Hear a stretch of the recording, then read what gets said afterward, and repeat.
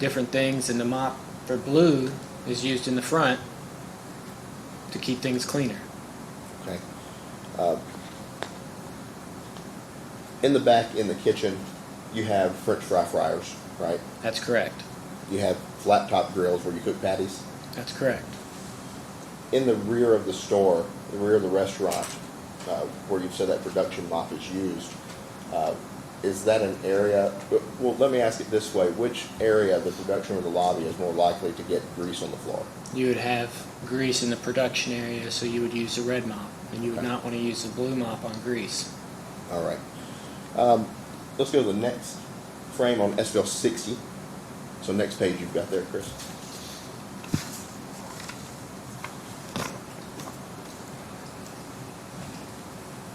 All right, and you've seen this one before. You talked about it with Justin. On frame number 3 there, what does it say? Clean and clear, or the whole thing, or just number 3? Just the blown up portion. Sorry. There you Place signs. Place before mopping, leave until dry. go. Okay. Did Kathleen Costigan place them before mopping? Yes. If she had not been, if she did not go with Ms. Legrand and Ms. Legrand to the register, would she have left them until dry? Yes. The inside that square, what is that inside the square? That is a wet floor Okay. or a spill. What determines the manner in which you place wet floor signs around a wet floor or a spill? Well, as a lot of people said, including Kathleen in her testimony, it's common sense. But we want to try to get it to where you're walking from any direction in the restaurant or from outside the restaurant, you're made aware of the caution wet floor sign. So if you entered from the top left side of the screen in that door, you would see the caution wet floor signs going into that area. If you entered from the restroom side, you would see the caution wet floor signs. So it's a perimeter around the area that you're mopping, in which they did. All right. Susan, let's go to SVL 61. Okay. Mr. Hamlet, this is parking lot hazards. This is not related to cleaning floors, right? Correct. And yet you produced it anyway, right? I did. Let's go to SVL 62. This one has, well, you tell me what it says on the clear access panel. So clear access, don't block panels, help exit, keep exits clear, clear walkways. Okay, and on that clear walkways diagram, what do you see there? I see trying to not have things in a walkway. What's one of those? A mop bucket and possibly a wet floor sign. Okay. So there's a mop bucket there. You want to keep that clear of the walkway? That's correct. Okay. Let's go to SVL 63. Based on your review of the video and all the testimony you've heard, did Kathleen Costigan keep the mop bucket out of the walkway? Yes. Okay, SVL 63 we've reviewed already. Let's go to SVL 64. Okay, now, Mr. May, do you remember Mr. May's opening statements? I do, yes. Okay. He had highlighted this this caution portion down here, correct? That's correct. All right, read that caution portion for me. Always position caution wet floor signs on the floor around the perimeter of the area to be mopped.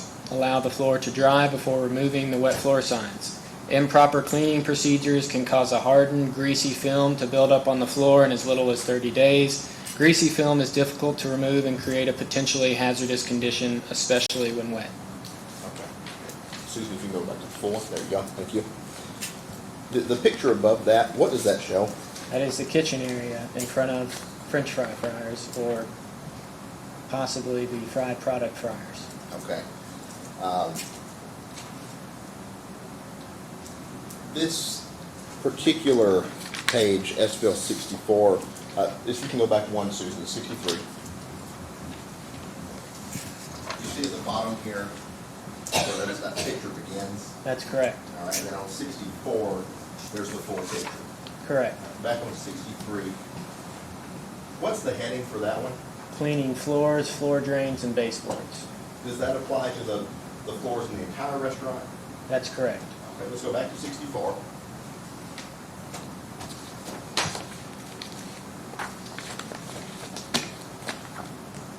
So then after looking at this picture next to this caution placard, let me ask you this. Ms. Legrand testified that she felt something greasy on the floor in front of the soda machines. Do you remember that? I do. Okay. You remember her testifying to that? I do. Okay. Let me ask you, do you know of any way in which grease can get in front of the soda machine? You know, something stuck out to me where at the very beginning someone mentioned to be brutally honest. And if I'm being brutally honest, the first time that I've heard the word grease in the last 4 years or ever since then was yesterday during Justin's opening statement. In reference to this, when it's talking about a greasy film, that's in the kitchen area. There would be no way that the grease would be out in the lobby area next to the drink station.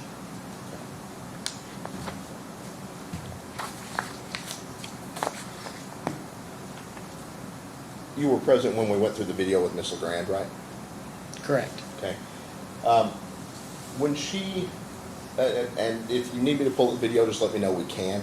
But when she was approaching the area where she eventually slipped and fell, do you remember what her testimony was regarding the floor before she got to the part where she fell? She's,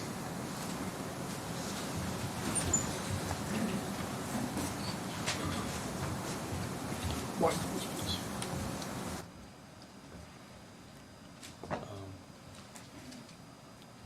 Actually, I thought you were going a different direction, so we're okay. I thought he was going All right. to say you're fine. Just trying to do some foundation. No, you're fine. Sorry about that.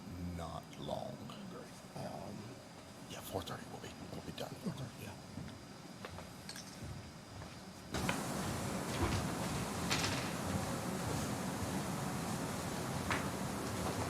Mr. Hamlin, I think I was asking you if you remembered Ms. Legrand's testimony about the state of the floor just before she got to where she slipped and fell. yes. All right. What do you remember her testimony was? I remember her stating that there was nothing on the floor. She walked just fine. Okay. Now, you just told us you don't know of any way for grease to get out there in front of the soda machine, right? That's correct. If Ms. Legrand is able to take those steps leading up to the point where she fell, and then she only slips and falls on that very next step, can explain to me how in your mind there could be grease in one part of it and not in the other in front of the soda machine? If there was grease, it would have been all over. And as we've seen in Kathleen's testimony, multiple people walked in that same area, did not fall.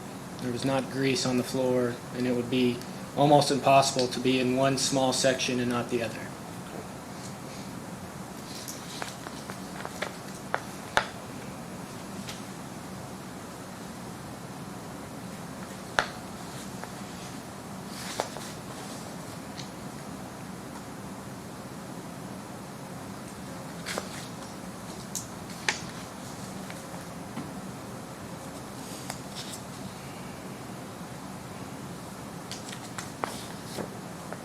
When you see a wet floor sign, what message does that convey?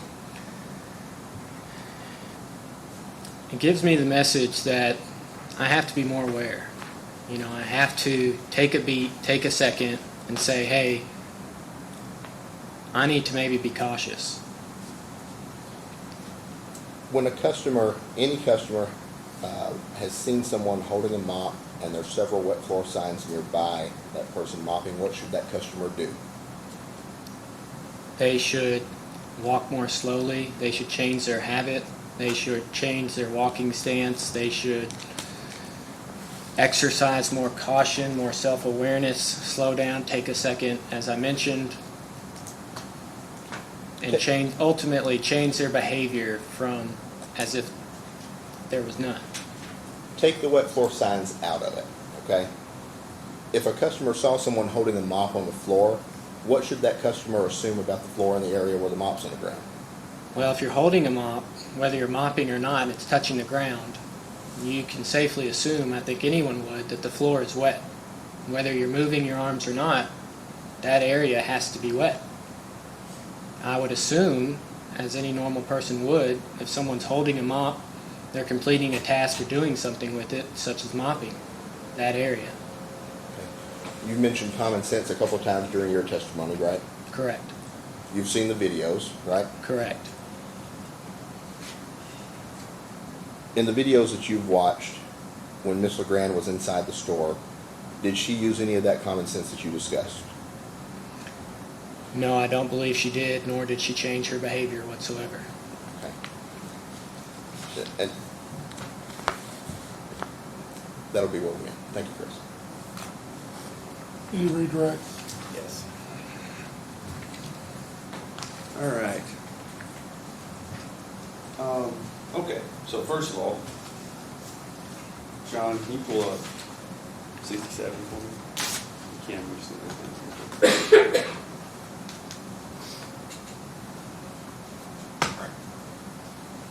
You good? Okay, so, Mr. Hamlet, this is slip and fall injury prevention measures, correct? Let me get you a page. That one's a little hard to read. 67.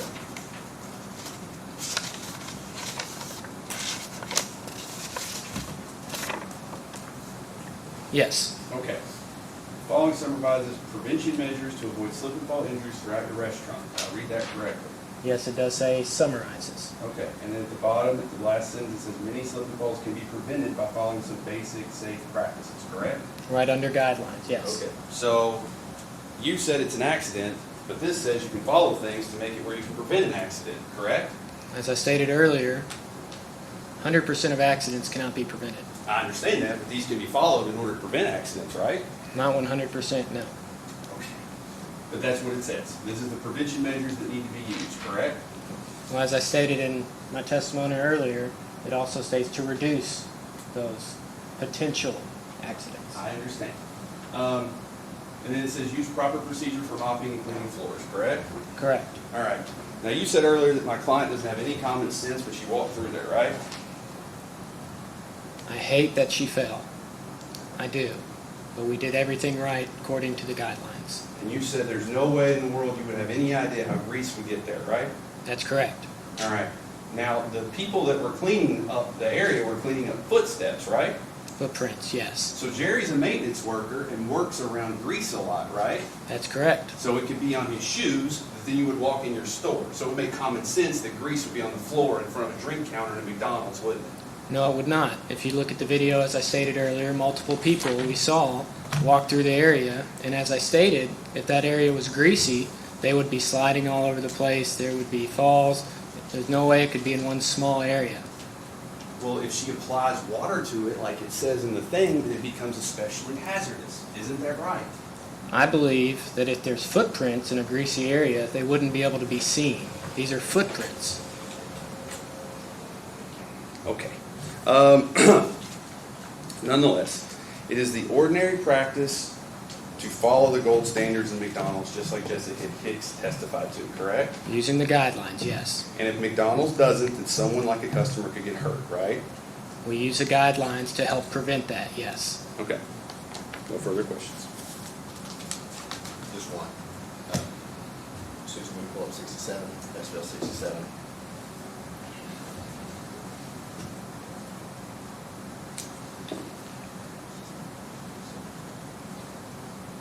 That's good.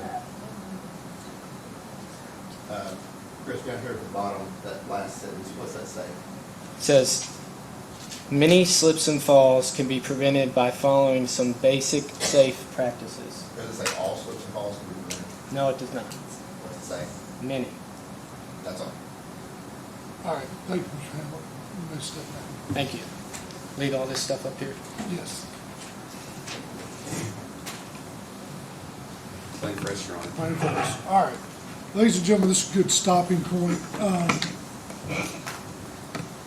We've got some work to do, and I don't want you all just sitting back in the jury room for no reason. So I'm gonna release you all for today. I'm gonna have you all come back here tomorrow morning at 9:30. Not 9, but 9:30. And there's a reason for that. I have another pretrial hearing that I have to do tomorrow morning before I see you all. And like I said, I think we're gonna have the case to you all in short order tomorrow. So with that, I'm gonna admonish each of you at this time that it is your duty while this case is in progress not to permit anyone to speak to or communicate with you on any subject connected with this trial. And any and all attempts to do so should be immediately reported by you to the court. You should not converse among yourselves on any subject connected with the trial, nor form nor express an opinion thereon until the case is finally submitted to you for a decision. And again, no private investigation or tests to try and find any evidence on your own is allowed. So, go home, watch basketball. That's it. No, just kidding. Thank you all for your time today. We'll see you all at 9:30 tomorrow. Remember your buttons, please. It's okay to leave. Yeah, you can leave your notes there, nobody will touch you.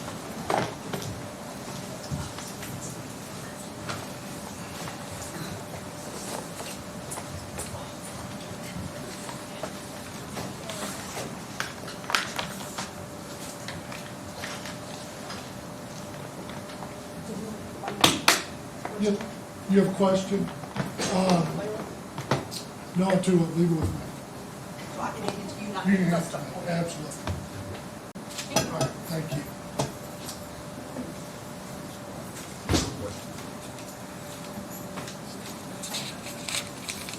Can we approach and address that now? Yes. I mean, there's no one here, you can just read it. All right, the question is, was there greasy substance on jacket man gave to put under her head after she fell? We've already been all over this, so address it. I mean, we could recall, I think Sherry has knowledge. I'm not gonna recall any witnesses, that would be a question Mr. Hamlin, Mr. Hamlin wasn't there, so, we're not gonna answer that. But I'm gonna mark that. Can you, Kim, keep that for the record as the next question? Thank you. All right, that, the plaintiff has rested any motions? Yes, Judge, we'll move for directed verdict, both generally as to the case as a whole and specifically as to future medical expenses.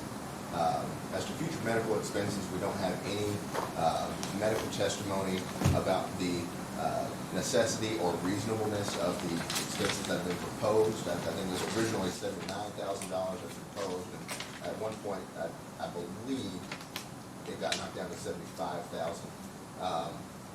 But there's no testimony to support that number in either case, that Ms. Legrand is not able to, and the jury is not able to use any past medical expenses, especially of something on the nature of a surgery, to say that some future medical expense in the future is going to be equivalent to that. Dr. Green said that it would be, she would likely have to have a surgery if things did not improve. She has testified that things did not improve. The plaintiff is allowed to lay the foundation for future and past medical bills because they have the knowledge, they may have that. You're allowed to use a reference point as any other economist or whatever, or any kind of expert would use.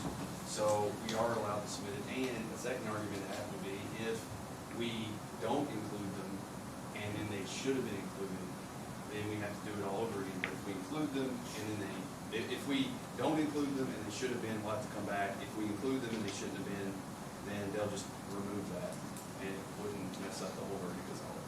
All right. And Judge, the only other thing I'd add is that Dr. Green, to my recollection, and we can pull up transcript if we need to, he did not say that it would be likely that a future surgery would occur. He said it could be possibly. Right.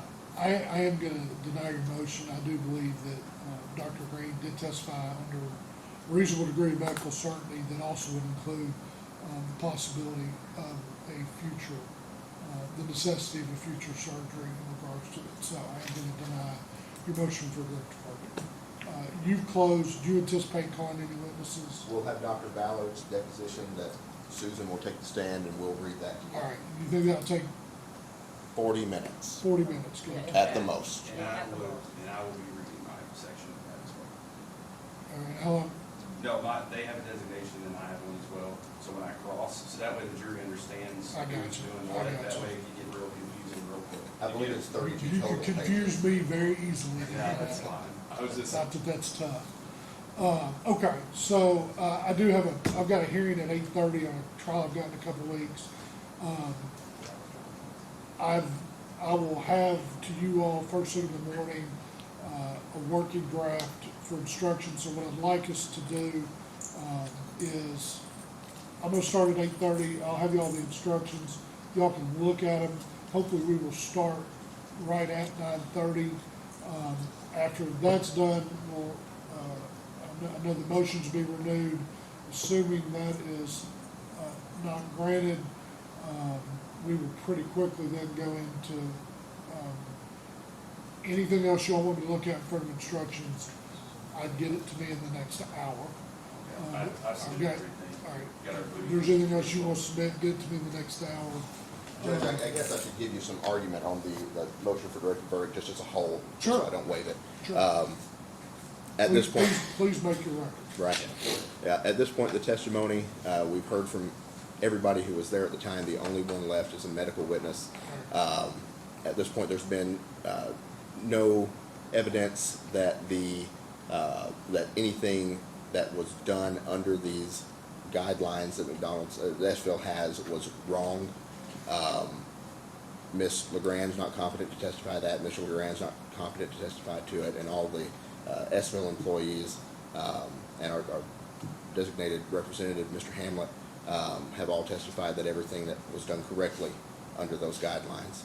So based on that, the video, and the comparison to case law that we made in our summary judgment motion, I'd ask that the court grant a directed verdict since there's no material issue of fact left undecided, and the case that we had cited to you in the summary judgment motion is substantially the same facts as this one. I am going to deny your motion. I do believe a reasonable juror under these facts and circumstances could find for the crime. Thank you, Judge. With that, anything else we need to address today? I don't believe so, Judge. Okay, all right. I'll see everybody back here at 9:30. If you need to leave anything here, before you all leave, do me a favor. Make sure the clerk has all the exhibits in the right order. Yes, Your Honor. That way we're not hunting for them. Yep. And y'all get me in trouble. I'll talk to them All real right. quick. Because Kim can tell you I was notorious for exhibits disappearing when I tried cases. I was up here just like shuffling. Yeah. Right?